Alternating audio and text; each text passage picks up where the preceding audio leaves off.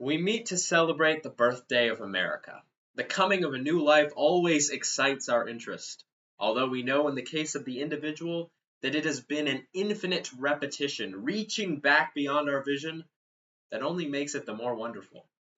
But how our interest and wonder increase when we behold the miracle of the birth of a new nation.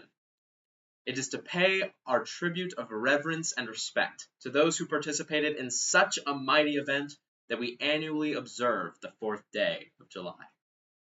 It is not so much then for the purpose of undertaking to proclaim new theories and principles that this annual celebration is maintained, but rather to reaffirm and re-establish those old theories and principles which time and the unerring logic of events have demonstrated to be sound.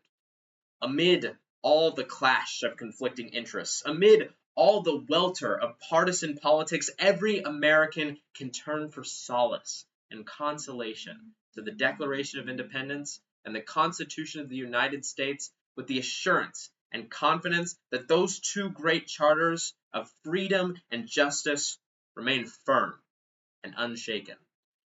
Whatever perils appear, whatever dangers threaten, the nation remains secure in the knowledge that the ultimate application of the law of the land will provide an adequate defense and protection.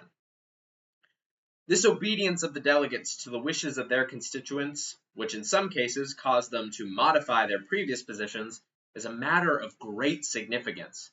It reveals an orderly process of government in the first place, but more than that, it demonstrates that the Declaration of Independence was the result of the seasoned and deliberate thought of the dominant portion of the people of the colonies. Governments do not make ideals, but ideals make governments. This is both historically and logically true. Of course, the government can help to sustain ideals and can create institutions through which they can be the better observed, but their source, by their very nature, is in the people.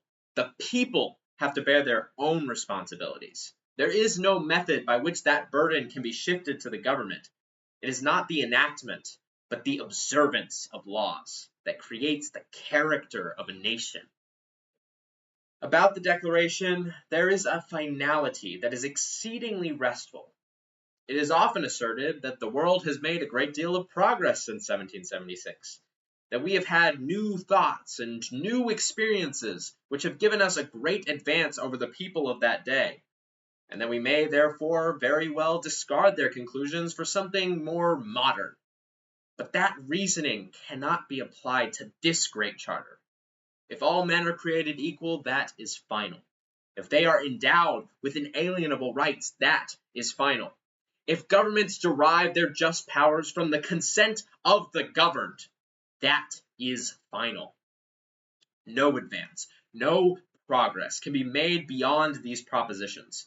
If anyone wishes to deny their truth or their soundness, the only direction in which they can proceed historically is not forward, but backward, toward the time when there was no equality, no rights of the individual, no rule of the people. Those who wish to proceed in that direction cannot lay claim to progress. They are reactionary. Their ideas are not more modern, but more ancient than those of the revolutionary fathers. The rights of the individual are held sacred by constitutional guarantees, which even the government itself is bound not to violate.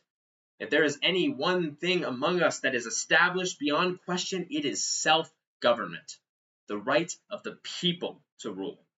If there is any failure in respect to any of these principles, it is because there is a failure on the part of individuals to observe them. We live in an age of science and of abounding accumulation of material things. These did not create our Declaration. Our Declaration created them. The things of the Spirit come first.